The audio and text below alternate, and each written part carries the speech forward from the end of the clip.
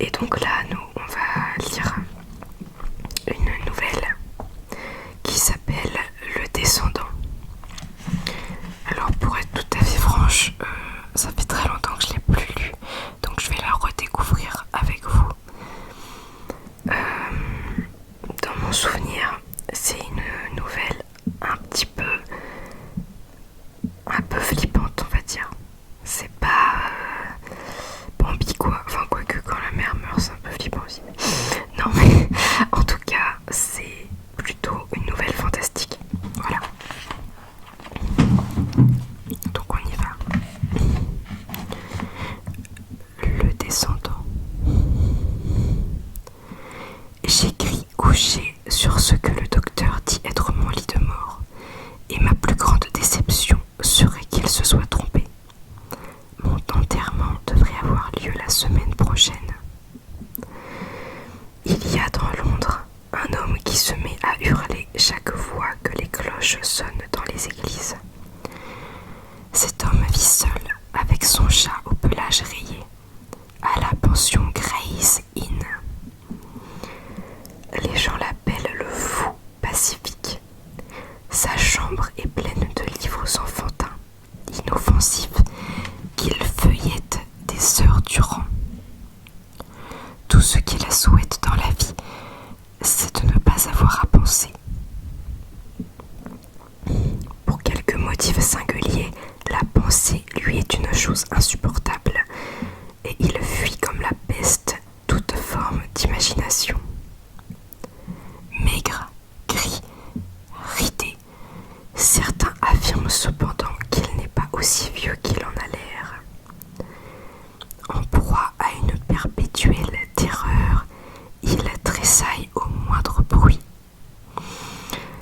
Les gens, les yeux s'agrandissent alors démesurément et son front se couvre de sueur. Il n'a plus ni amis ni compagnons, ce qui lui évite de répondre aux questions. Des gens qui ont connu naguère cet homme érudit, cet esthète, disent que c'est une vraie pitié de le voir maintenant. Il les a peu à peu perdus de vue au cours des années, et aujourd'hui, personne ne pourrait dire s'il a quitté le pays ou s'il se cache de ses relations dans une retraite isolée.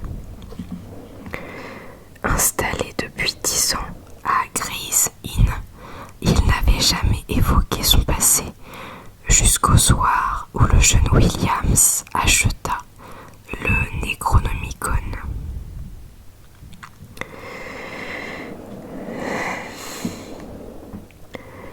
William était un rêveur de 23 ans à peine.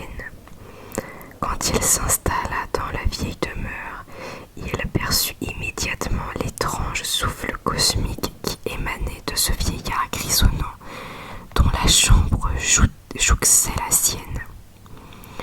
Et il réussit à imposer sa présence là où de vieux amis avaient échoué.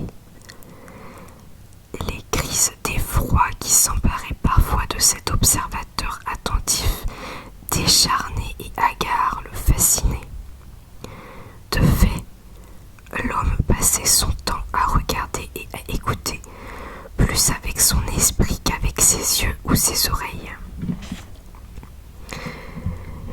Et il semblait aussi tenter de fuir quelque chose en s'absorbant dans des romans gais et insipides.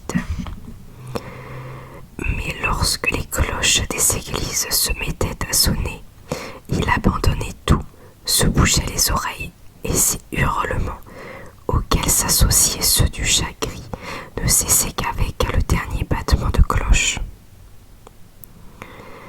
Williams avait beau essayer de découvrir le secret de son compagnon, il n'y arrivait pas.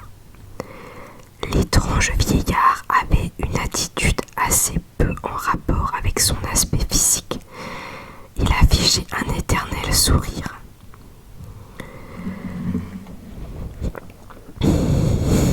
Et il s'exprimait en babillant fiévreusement, s'excitant d'une façon puérile pour des vétilles.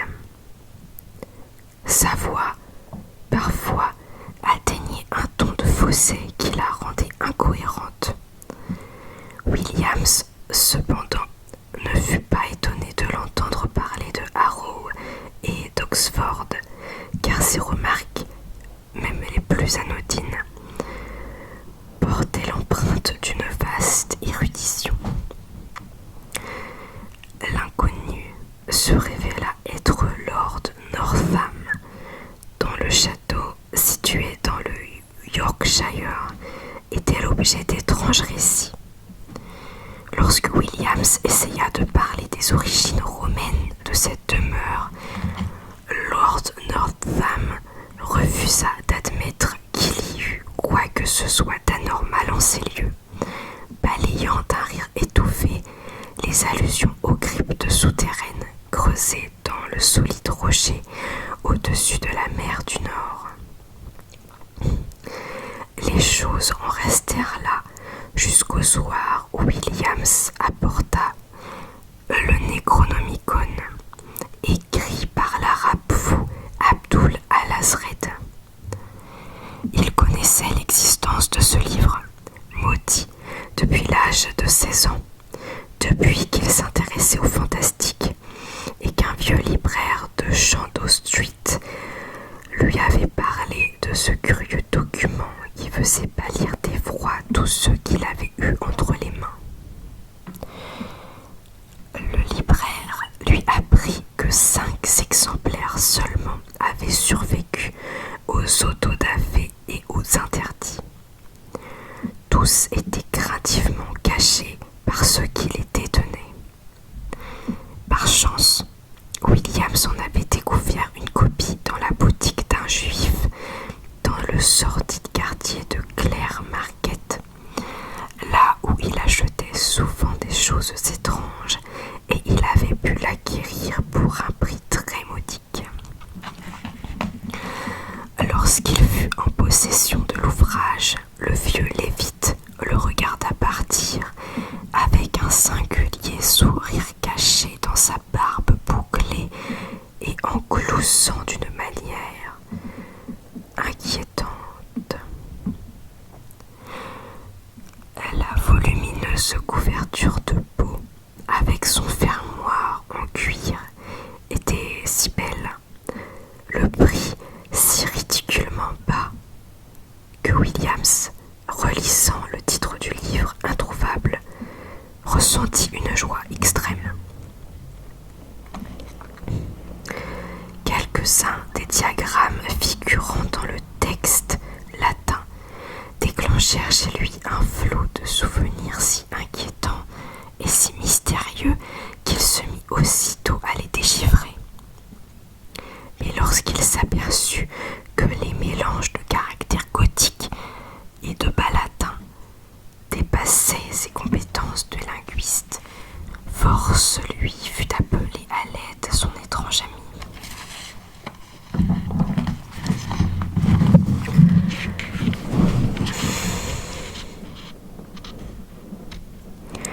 Lord Northam, qui débitait des inanités à son chat, sursauta violemment lorsque le jeune homme entra.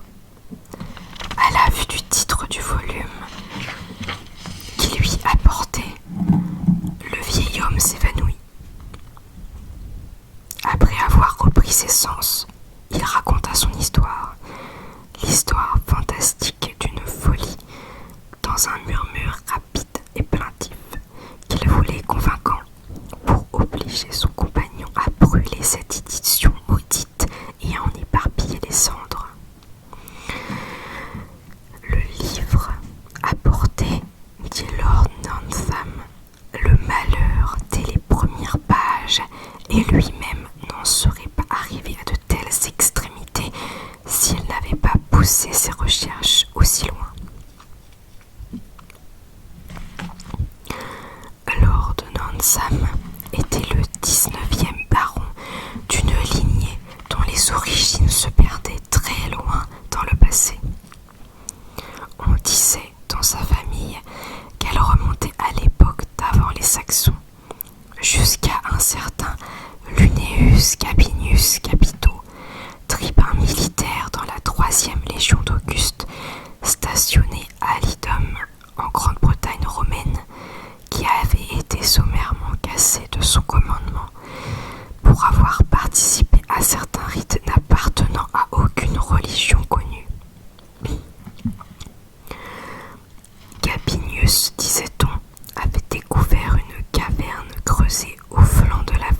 vase où se réunissaient dans l'obscurité d'étranges personnages venus y faire le signe ancien.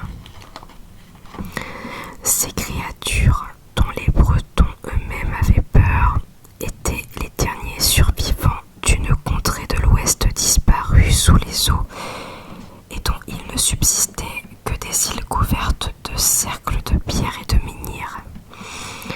La légende disait que Gabinius avait fait construire au-dessus de cette grotte interdite une citadelle inexpugnable dont les Pictes et les Saxons, les Danois et les Normands n'avaient jamais réussi à s'emparer. On n'était pas certain que l'audacieux lieutenant du prince noir, qu'Édouard III avait fait baron de Northam, fût issu de cette lignée, mais on en parlait souvent, et cela ne paraissait pas invraisemblable.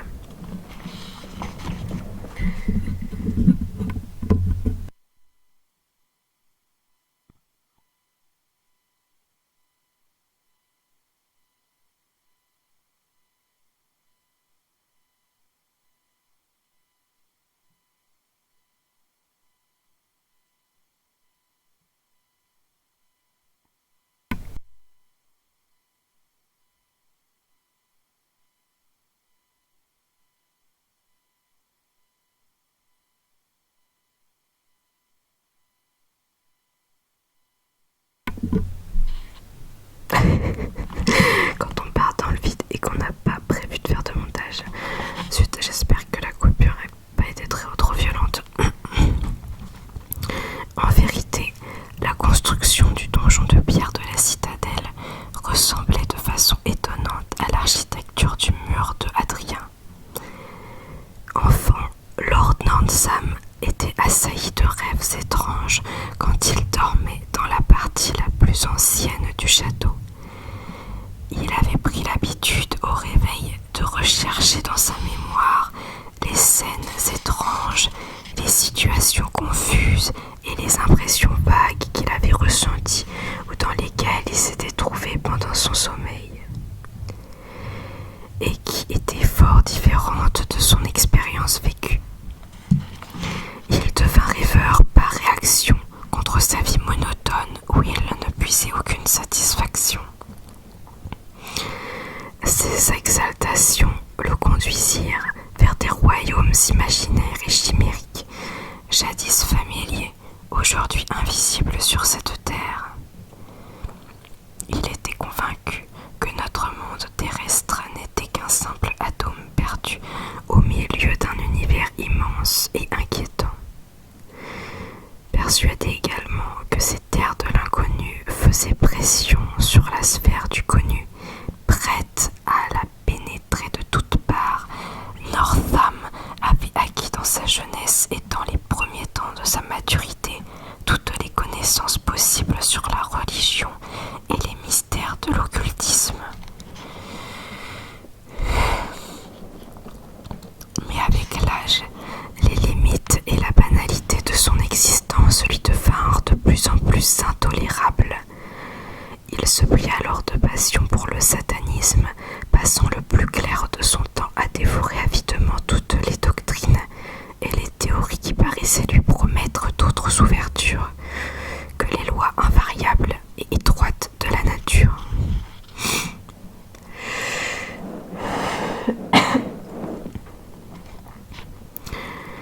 Des livres comme le récit chimérique d'Ignatius Onelli sur l'Atlantide ou comme ceux qu'avait écrit une douzaine de précurseurs de Charles Ford l'enthousiasmaient par leur divagation. Il n'hésitait pas à parcourir des lieux et des lieux pour se rendre compte sur place d'un détail étrange sur l'histoire d'un village. Une fois, il partit pour le désert d'Arabie, à la recherche d'une cité sans nom dont il avait vaguement entendu parler et que personne n'avait jamais vue. Une foi insatiable et fanatique la menait à croire qu'il existait quelque part une porte permettant à celui qui la trouverait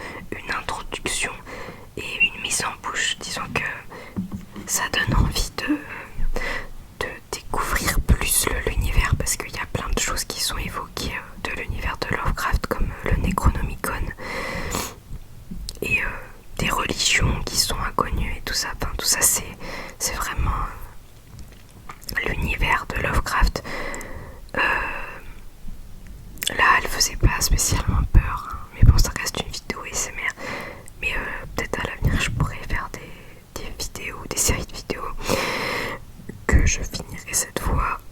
Je n'évoque pas du tout mes anciennes vidéos sur Maupassant. Sur des nouvelles un peu plus terrifiantes, on va dire. Enfin bref, donc je vais conclure cette vidéo. Avant, je vais tester un trigger que une de mes amies aime bien. Et on va voir si ça donne bien en vidéo. Donc c'est une protection de clavier.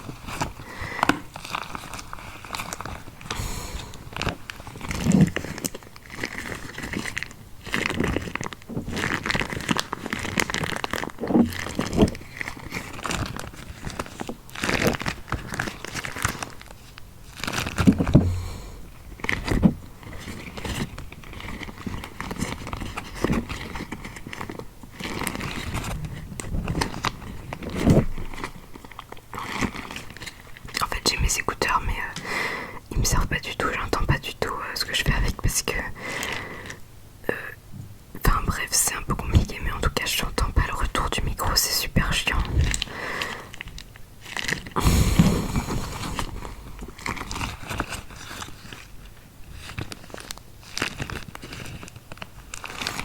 Donc si je donne des gros coups dans le micro, bah, je vais m'en rendre compte à la fin. Si ça se trouve je vais devoir retourner cette vidéo.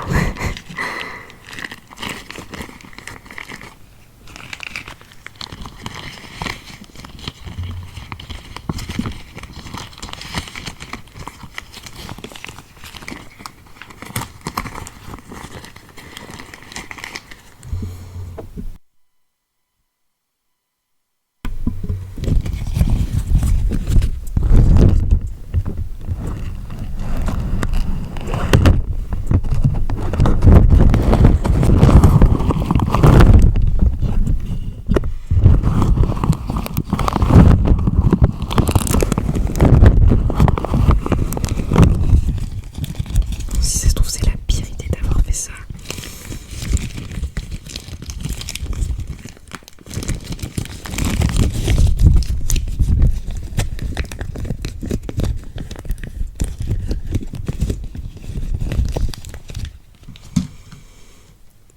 Enfin